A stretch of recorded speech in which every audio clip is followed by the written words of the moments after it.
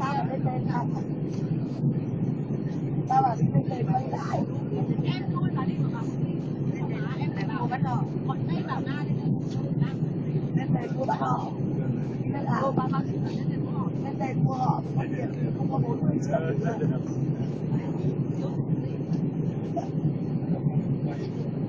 Thế xong là chiều đây chị đi vào.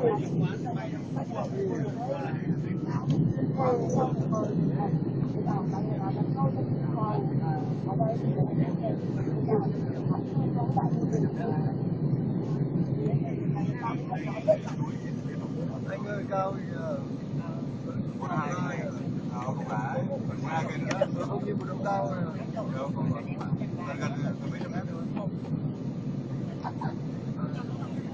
900 mét đâu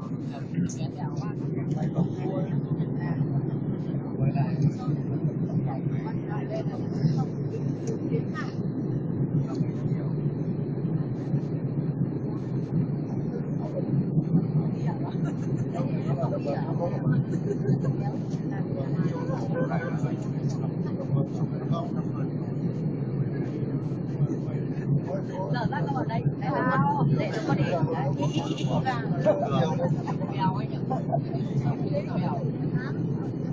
lúc đi kể là cái đẹp lắm là phải rồi kể lắm cứ đặt rồi cái này đi đâu con làm luôn rồi em đi chụp rồi đây này đây tạo đi rồi tạo ra rồi mẹ chị em đánh thèm rồi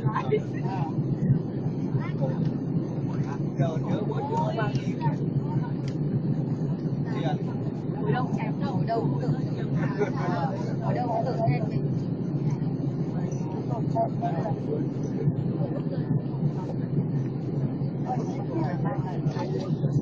xong là mua cái quầy cái áo gấp quay gấp thành xem này ai người ta chả có đủ lên cả bộ thôi chắc ép quay gấp quả mấy triệu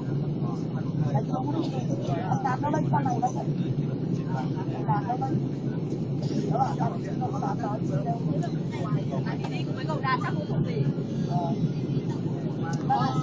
sinh nhật của Đạt thầy sinh nhật của bố tại vì nó nói với cậu Đạt nó làm với con không nhìn thấy gì sợ thằng Đạt con chỉ chơi lúc tiếp tục xuống đây là vấn đề đây này có một lần đâu đây có một lần đâu nó thì em nó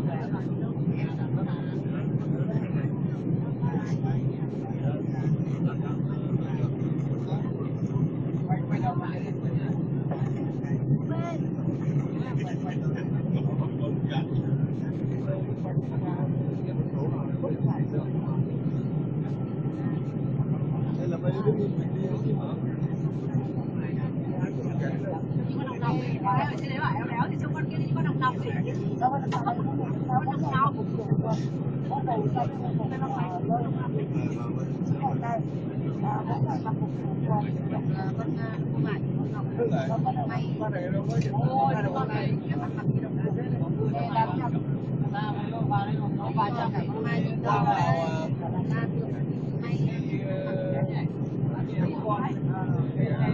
em may đúng 3 cái áo bằng lót trong của bà đấy mà ba trăm tám cái áo có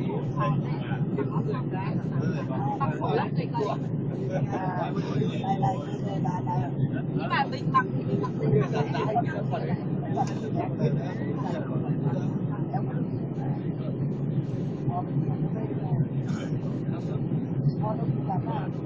ai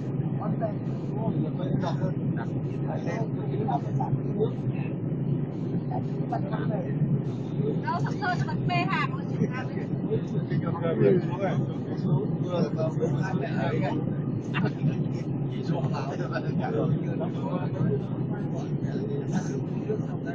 đây là những con này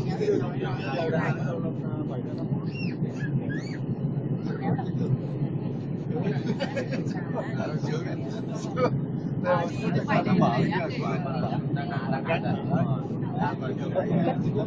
hầu xong nữa xuống là ba trái không đi bao nhiêu quá quần áo.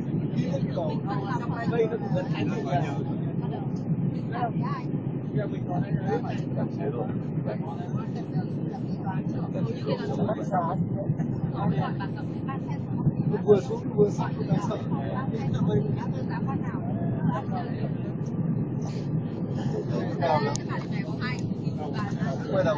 Vị khách máy bay của chúng ta sắp hạ cánh, thưa khách lưu ý kiểm tra lại dây an toàn đã được cài chặt, dựng thẳng lưng ghế và gấp bàn ăn phía trước.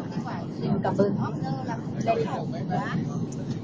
With the landing softly, please ensure that the seatbelt is fully fastened. Your seat back is upright and the tray table secured. Thank you. Be seated for landing, please. Thank you.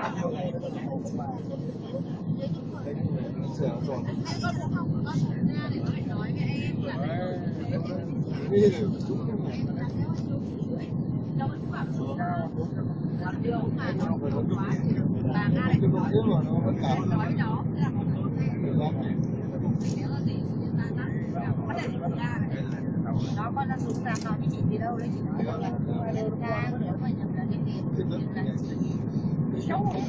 tao phải nhớ thành từng tí một tao mới đọc ra cho. Không em bảo là có phải đâu có hai người rửa máy nhiều tiền có đồng cả con nhiều khoản lần thế nhớ mà để năm ngoái năm nay nhiều khoản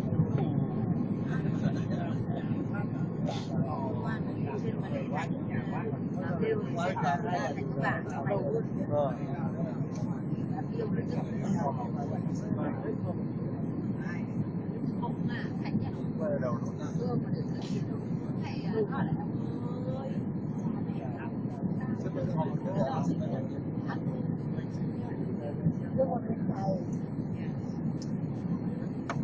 Đất cánh đúng là tay là nó rồi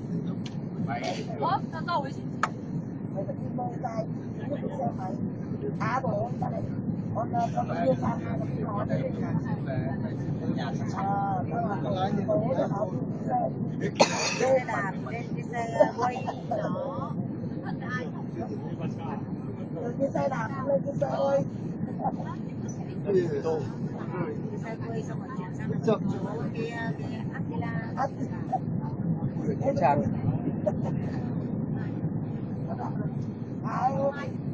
Không chửi từ cái xe đạp. Chửi từ cái xe đạp chửi đi chuyển sang cái xe quay. Quay ghẻ chứ bác còn bảo cái quay ghẻ. Xong rồi lên từ cái em bảo là con Stella nó phải nổi quá nó nổi. Nó giống con Stella vẫn là con Stella thì con Attila thì con Stella. Thế là nó nổi té đấy.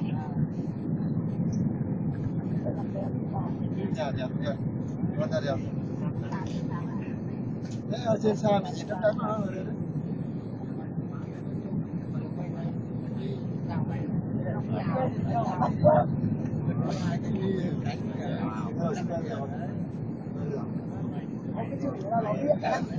Ôi rồi nó biết rồi nó đéo dám nói. Sao mà cuối giờ nó hả là em ơi chị mày mày có đàn treo bán mày nó chết đi. Mày có làm nó chẳng được. Mày đừng có treo mà bán các bà không chửi. Mình bán đi rồi mình nói thế bà này ở đây mình cũng phải bê mà đi.